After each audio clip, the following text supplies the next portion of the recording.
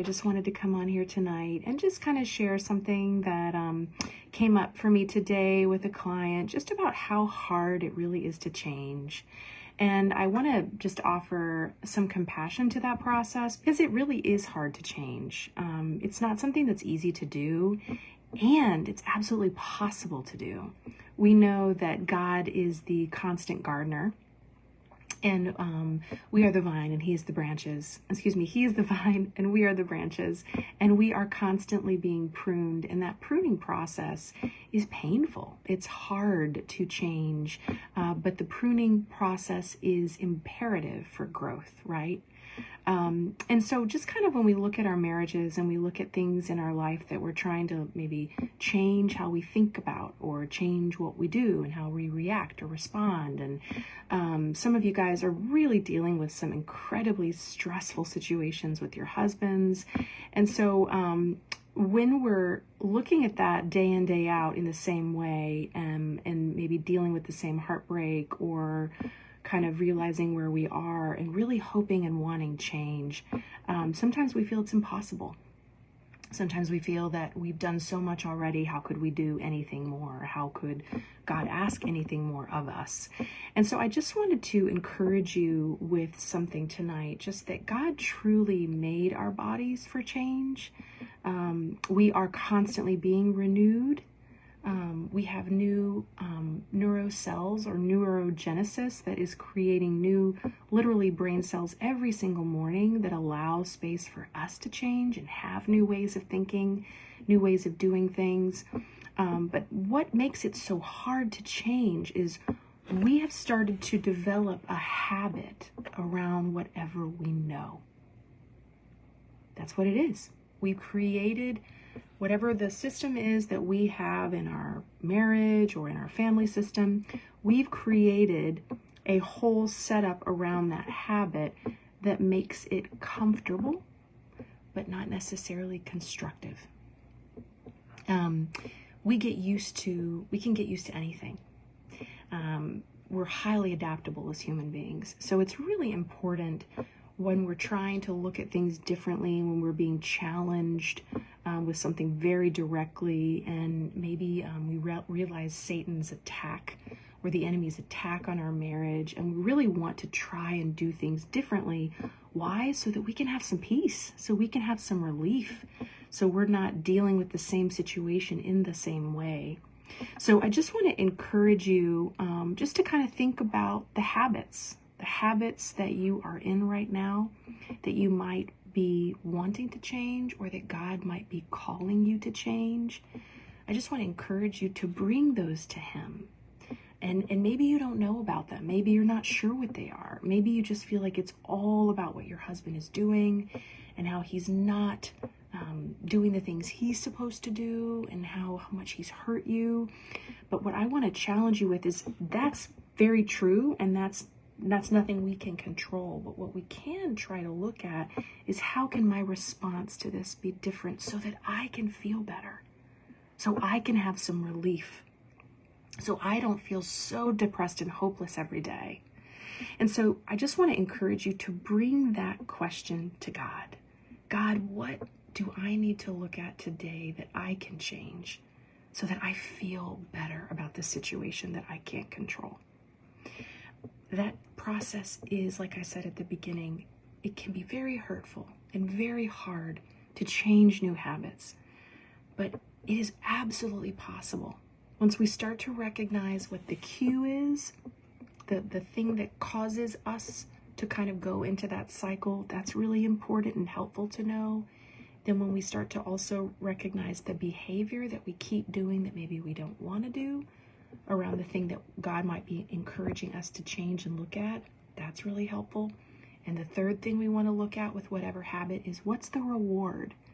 What is this pattern that I keep doing, this habit I keep doing, or cycle I keep repeating? What is it giving me?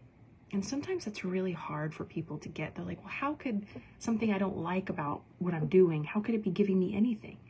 Well, I want to encourage you to stay with that question, because we only do something over and over again because there is some gain. There's something we're getting. And so if we can isolate the cue and isolate the reward, we can truly replace the middle, the behavior, with anything. What does this look like? Well, a habit that might be resonating with some people, like it's 5 o'clock, 6 o'clock, dinner's done, I'm going to have a glass of wine. So the cue is the time of day. The behavior is the glass of wine.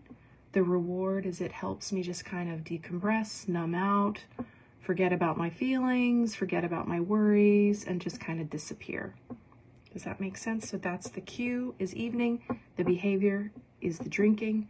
And the reward is numbs me out, takes my worries, my emotions away.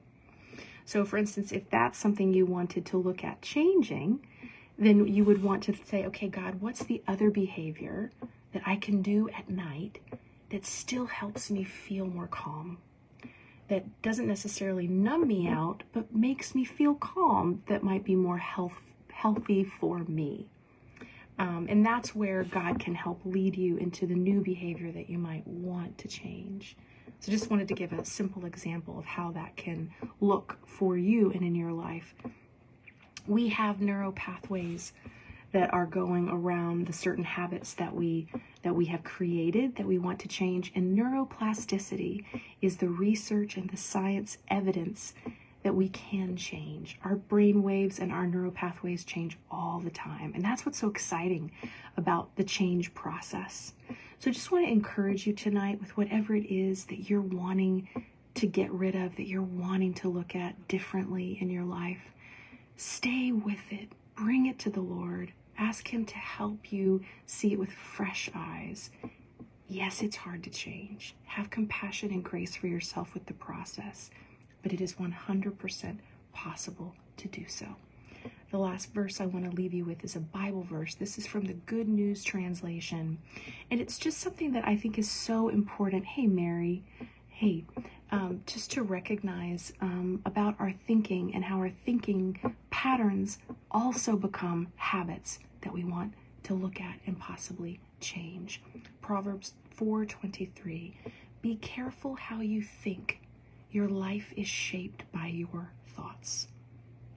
So it's just something really important to really analyze and look at and ask God to speak into is with whatever the situation is. And we've got so many hard and difficult situations here in this group, in your marriages. So many people are hurting, feeling really sad, don't know what to do, and feel maybe stuck and uncertain.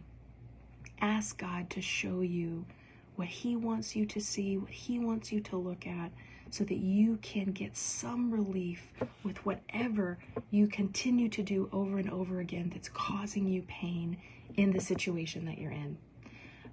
We can't change someone else. I wish we could. Oh, I wish we could. So many times I wish I could, strike a magic wand and my husband would miraculously change and do things differently. But I know and I believe, because I've seen it in my own life and I've seen it in so many people that I've worked with, God can change our husbands. God can change us. God can change our marriages.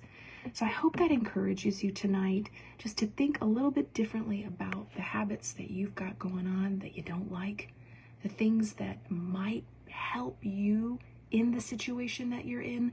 Look at things differently so that you can feel better, so you don't feel so heavy and so sad about whatever it is going on. Please, as always, reach out to me if anything feels confusing or frustrating. I am here to help you, and I care. God bless you, and have a great evening.